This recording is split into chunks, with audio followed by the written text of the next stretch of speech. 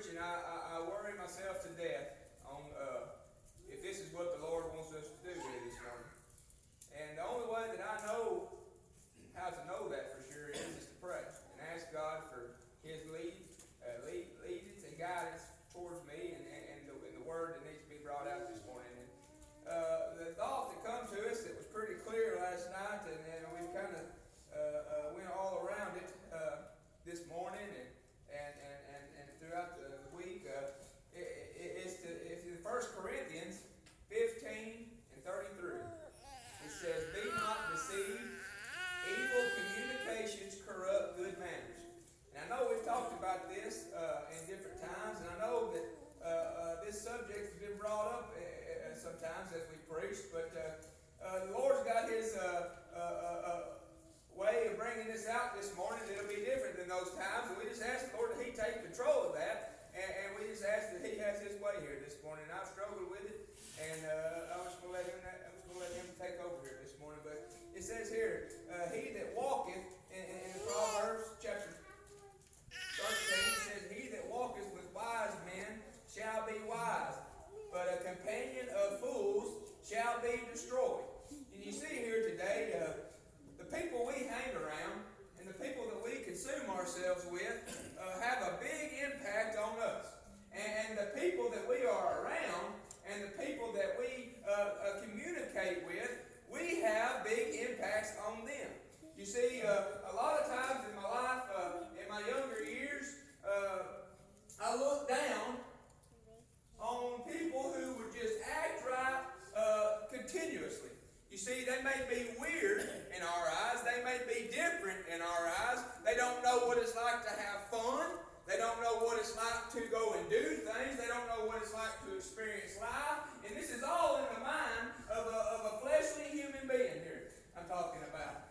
You see, a lot of times when you see these people who live like they're supposed to in their life, you see, when I was in school, a lot of times I may have called them weird. I may have said that they didn't have no fun, they were sticklers, and they didn't go out and go have fun like everybody else did. But you see there, I was jealous of them. I was jealous of how they loved God. I was jealous of how they stood up for God. I was jealous of how that they portrayed themselves and how that they were good and how that they were saving themselves for marriage for somebody and how that they were conducting themselves and how they didn't have to cuss and how they didn't have to yell and how they didn't have to show profanity like the rest of us in the world do a lot of times, and how to express ourselves. They would show themselves with love and passion, and you know what all that comes from is the Lord there, you see. A lot of our problems nowadays is we get mad at people or we hate people, and none of that is of the Lord there, you see. The Lord wants us to love one another. The Lord wants us to have each other's backs. And you see, the Lord done something for us that none other human who's lived throughout the history of time would do. He come and died for everyone who would ever curse Him, who would ever spit on Him, who stabbed Him in the side, who would yell at Him, who's ever done anything against the Lord. He died for them too, that they may have a chance to be with Him in glory one day after a while. That's what love is here this morning, church. That's what love is all about. For a man to lay down his life for his children, don't you see?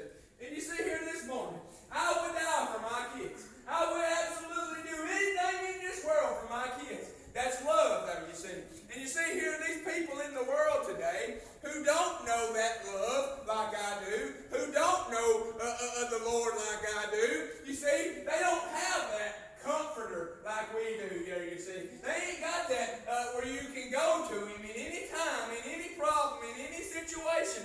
You see, their life is consumed with the devil and trying to fix it with the world. And it'll never work. Church, you're never going to find true peace and true happiness in this world, in the things of this world. Now, you will find love through companions, and you will find love through children, and you will find things that you want, that you'll get, that'll make you happy. But it'll never have to give you the fulfillment that the Lord will give you in all aspects. If He gives you salvation in your soul, that's such a precious gift that you've got, that you can go forth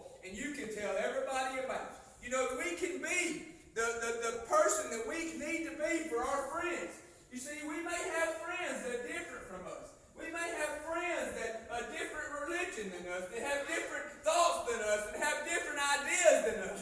But you see here, the Lord tells us to walk in His laws, in His paths, in His ways, not the world's ways, you see. Because if we walk in the world's ways, we're just like everybody else. We are a darkness to the world where we could be a light there, you see.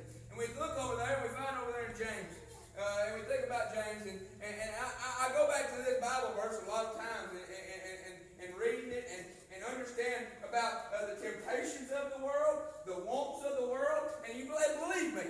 If anybody's been out there in the world that can tell you about the world, it's this man standing right here. I've been out there. I've been a bad friend. I've been a guy who got my friends turned down paths where they shouldn't have. I've got my friends to try drugs. I've got my friends to go out and party. I've got my friends in deep, dark depressions before because I wasn't doing what I was supposed to. And being a good example and a good leader for what I had in my heart. You see here this morning, we're sitting here as all like-minded individuals here this morning. Every one of us in here pretty much believe the same way. We believe we must be saved to get to heaven, and we believe that we must work for the Lord when He gives us opportunities. But you see here in James, it says here, my brother, 1 James, before we read along, my brethren, count it all the joy when you fall into diverse temptation, knowing this, that the trying of your faith worketh patience. But let patience have her perfect work, that ye may be perfect and entire, wanting nothing. And you think about that a while ago when he said, be around wise people. Who are wise people in this world, church? Who are the wise people in this world today? Let me tell you the wise people in this world today, the ones that know the Lord are the wise people today. Because the other people in the world is what the Bible calls are fools. Non-believers there, you see. And it says here, if any of you lack wisdom, let him ask God, let him ask God of God that giveth to all men liberally, and upbraideth not, and it shall be given to him. But let him ask in faith, nothing wavering. Nothing wavering. You don't have a doubt in your mind, just like whenever David was going to kill Goliath, he had no doubt in his mind that Philistine was going to die that day. No doubt. And you see here, that's the kind of faith that I had in my Lord when He saved my soul. The same faith that David had when he killed Goliath, the same faith that I had when the Lord saved my soul. I had that no so that I couldn't fix it. And you see here today, as we go in the world, there is people, millions of people out there in the world today who just don't know. They don't know the Lord. Some of them don't want to know the Lord. Some of them don't have an opportunity to hear the Lord. Some of them don't have good parents. Some of them don't have good grandparents. Some of them ain't never been took to church. Some of them ain't never even heard of God called preacher. But you know what? We can be a lot to those people because we run into those people all the time. I run into those people all the time who don't know God. And you know what I do? I snare at them sometimes. I say, why am I want to be around them? Why do I want to love them, God? You know why? Because He told us to. He gave us salvation in our heart, as you see. It's a pure love and it's a pure heart. And it's a pure, something that's inside of you that was not there before. You see here, because I love y'all. I love these kids in here this morning. I don't know every one of his first name, last name. I don't know where you went to school. I don't know what you ate this morning. All I know is the most important thing that you can ever do is get your soul saved by Jesus Christ. That's the most important thing, church. I can't tell you that it's important to do this or it's important to do that. It is in certain aspects of life. But let me tell you something. What you must do before you take your last breath is believe with all your heart on the only begotten Son of God there, you see. And that's the only way that we can find peace and satisfaction forever. You see, I may lose my joy of my salvation because of me. I may not be in the right mind state. I may not be in the right heart state. I may not be where I need to be with the Lord. But you see here, that salvation is never going to flee from me. It'll never go anywhere. It's in there. When the Lord calls me back, it'll be there. And whenever He steps foot on and He says, time shall be no more, it'll be there. It'll never leave me. But you see here, I've got a job, as I've told you plenty of times before. We've got a job to do, to profess the name of the Lord there, you see. It says here, blessed is the man that endureth temptation, for when he is tried, he shall receive the crown of life, which the Lord hath promised him to them that love Him. And then we say here, let no man say when he is tempted, I am tempted of God, for God cannot be tempted with evil, neither he tempted any man. But every man is tempted when he draw away from his own lust and entice. And you see here, when we look more towards the things of the world, when we look towards other people, you know, when we get on social media nowadays, a couple years ago, I had to just delete my whole Facebook there, you see, because I would sit there and consume myself with everybody else.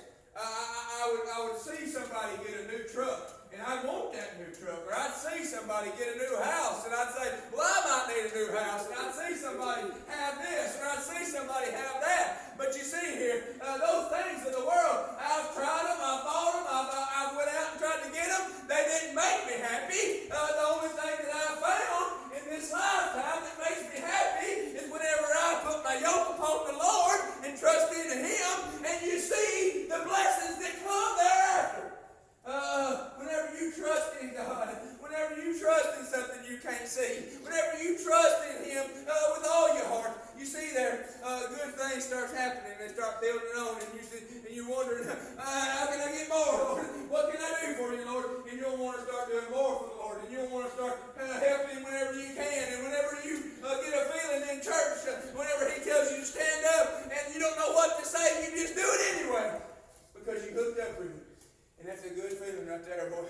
But I can tell you right the opposite. If you go down that other path there, you see, and you start missing church on Sundays, and you quit coming, and it gets easier and easier to quit coming to church, and it gets easier and easier to quit praying when you wake up in the morning, and it gets easier and easier to not do the things like you're supposed to, and you start sinning, and it becomes easier to sin, and it becomes easier and easier and easier. Before you know it, you've completely fallen out about God again, and you're in the deepest, darkest place you've been in.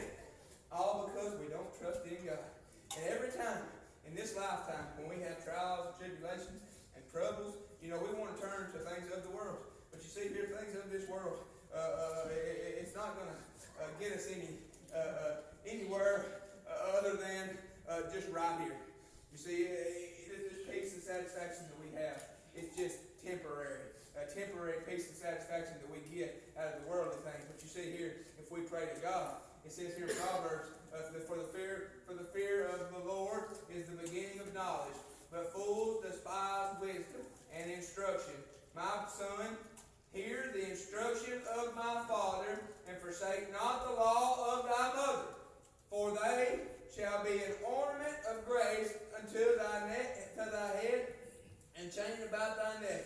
My son, if sinners entice thee, consent thou not.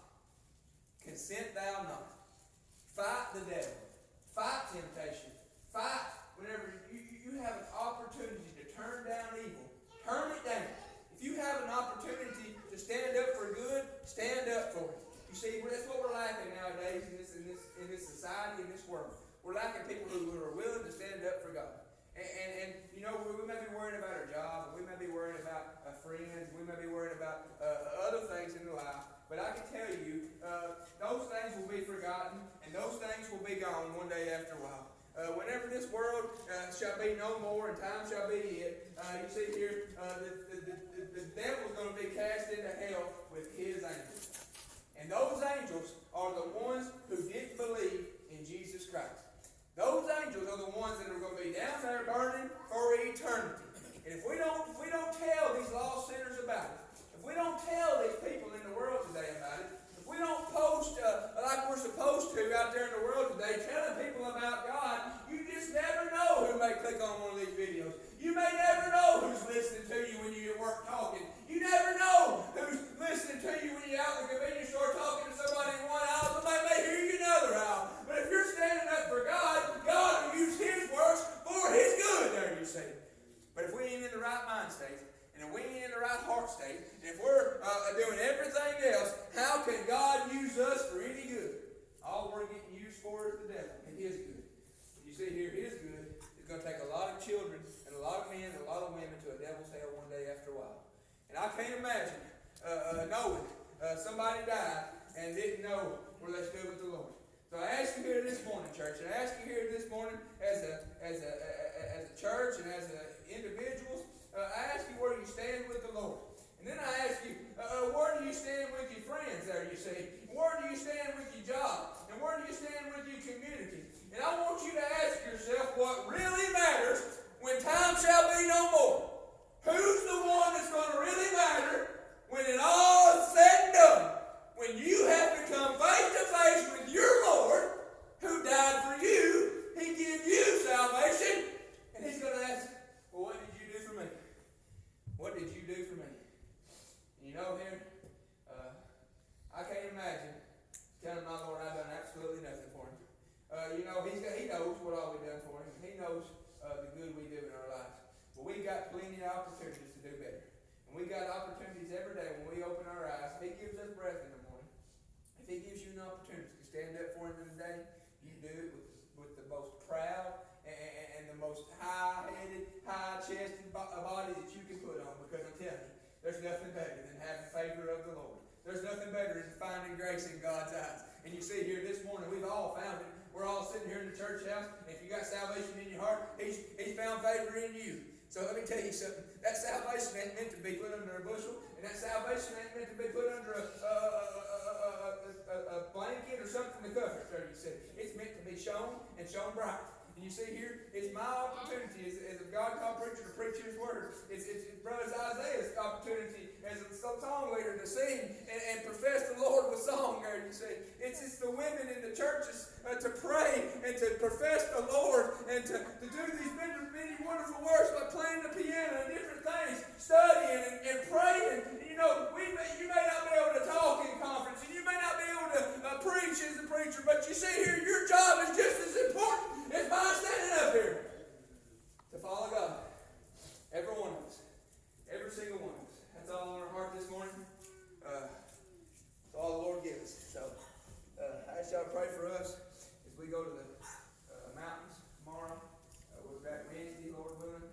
Just ask y'all to be with pray for us that we make Him safe and for our kids. And we just ask y'all that we have Brother Jason and we got church service at 11 Sunday, next Sunday, Sunday school at 10. Be glad to have anybody.